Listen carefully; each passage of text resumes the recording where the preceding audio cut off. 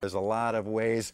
What they're talking about is all the ways that the compressor affects your sound, and you can get a compressor with one knob or get one with five. I have the actually there's 6 knobs on mine. There's an input and output knob as well. But just for an example, on my clean, I have my inputs and outputs are something you're just going to have to balance between what you have it plugged into and what you have plugged into it. So you get decent meters moving, and the input and output you get some.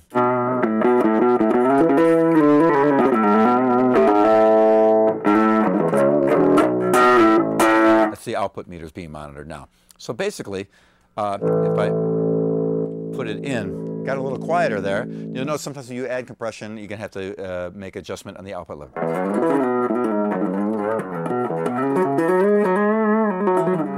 There's a lot of compression on that. You see all the way. It's the this meter is how much gain is being reduced, and this is what the actual output is.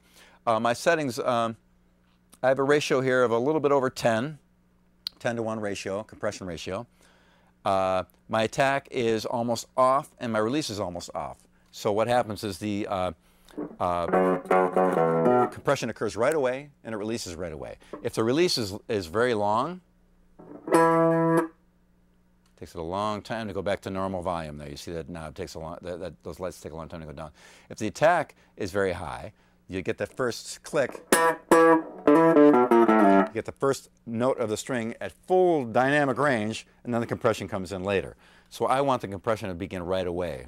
At the beginning of my notes, my attack is down low. So that's a basis. I got a lot of emails, people asking me about what the settings are for compression. Usually I use release and attack all the way down, a ratio between 10 and 20 to 1. And this one particularly, this is an Ashley audio compressor. The model CLX52, in case you're wondering. But there's a zillion compressors out there, many of them. But this is a good example of a compressor that has a little, some of the extra knobs that you might need.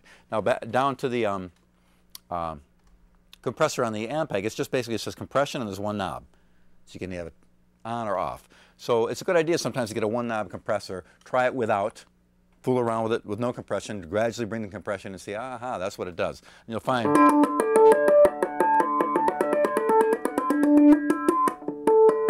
feel a little pump there. When you hit the note, the volume kind of sucks back and then pushes back out again. Better compressors pump less. Cheaper ones pump more. Some people like the pumping sound or the action of that. Some people don't. It's all a matter of taste. So use those things in your criteria for judging what you might want as a compressor. And again, I would suggest starting out with a single knob compressor or a 2-knob compressor and figuring out what those knobs do. And then eventually you could sit down or even borrow one from a sound man or sound company or go to a studio sometime and have them run you through the knobs and functions of what this what a little bit more advanced compressor will do.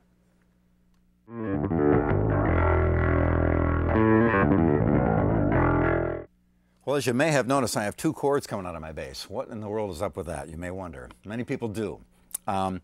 Basically, I'll give you a quick history of what happened. I had an old P bass, my first bass, Fender P bass, which has one pickup and one output. And that was my standard bass I had, plugged into a Fender Super Bassman, which is my first real bass amp that I ever had. I lent my amp to another guy that had a Gibson bass, and the Gibson bass has this big fat EBO style pickup on it. This happens to be a DiMarzio Model 1, as this is a DiMarzio P model, actually a Willpower model, my own design here a little bit.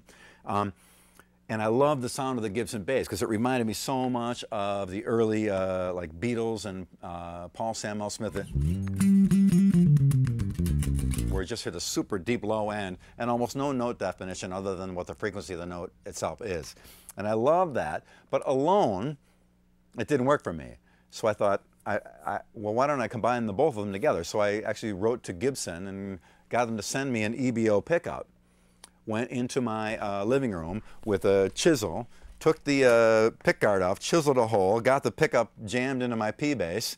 My mom had to vacuum up all the chips. And basically, I didn't know how to wire up a switch, so I just ran the output of it next to the other output of the bass, because I knew my amp had 2 inputs. And I just used 2 cords and plugged one pickup into one channel and another pickup into another. But I found out it was an interesting thing that they no longer fought each other. So if I was playing one pickup through one amp and played a really loud, all the grind and crunch and hit would pull all the low end out of it, and it wouldn't come back in until after I kind of let the note go a little bit. In other words, that's why your stereo has a woofer and a tweeter. For one speaker to reproduce all the sound frequencies from the very highest to the very lowest, it's a lot of work for one speaker. So they split it up and make the tweeter do the highs and the woofer do the low ones.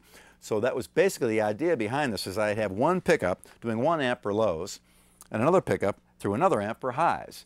And without any EQs or crossovers or any fancy schmancy stuff, I basically would trim low end off the high amp and trim high end off the low amp. So basically I had a low amp that sounded like that, just low, and the high amp. Now you can hear all the articulation in the high amp.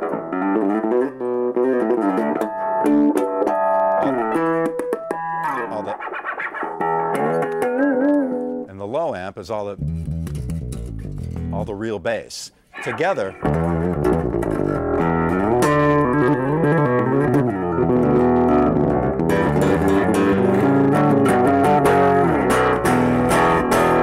so without having one amp fight the other amp anymore, I was able to keep low frequencies happening and also get all the nuances, harmonics, and things out of the high end as well, which helped me at the time because it was in a three-piece band, and it was difficult sometimes without another guitar player or keyboard player. We just say guitar, bass, and drums. And when the guitar player would play a solo, I wanted to really be big and huge underneath it, so I had these two amps that basically did a guitar-like tone, along with a bass tone. So then I began to discover, as the years went by, I wasn't the only one that did that. Rickenbacker basses had a thing called Ricco Sound. It was a pickup or an input on the bass, which basically was a stereo output, which gave you a separate output for each pickup. All the Alembic basses, I'm not sure if they do that anymore, but initially all the Alembic is a very famous handmade bass company who make these spectacular basses. All of them came with dual outputs, one output per pickup. Then I read an article about John Paul Jones from Led Zeppelin. He did the same thing with his bass. He ran separate outputs from each pickup.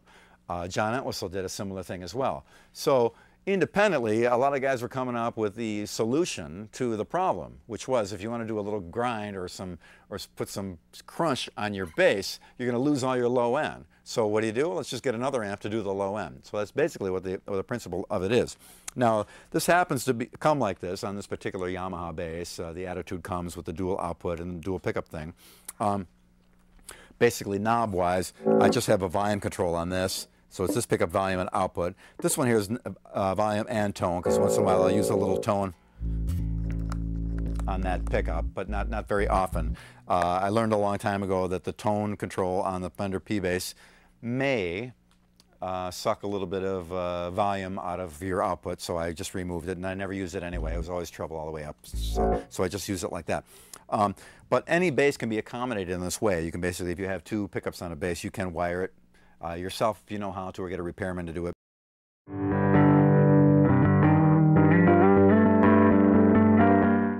And then we come to the problem of what do you plug into. Basically, I'm into two amps. One for lows is basically a straight out SVT 4 Pro, pretty flat. I've got compression in the effects end for a little extra compression.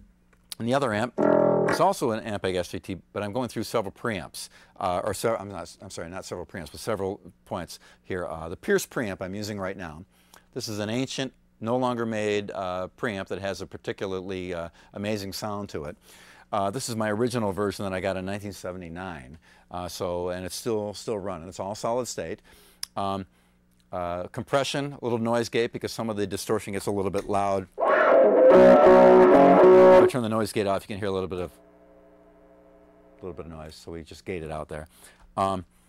There's a few other things in the rack here which aren't being used right now, but one thing I want to point out that's important to me is the Ampeg SVP BSP preamp, which is basically a replacement for this Pierce. Since the Pierce is no longer made, what am I going to do with this? Breaks down, or I'm no longer using it. I'll demonstrate how to set up and how to use the Ampeg preamp later. But basically, it's here as a backup to the Pierce because it does almost exactly the same thing. The pierce is 2 channels, one clean and one distortion.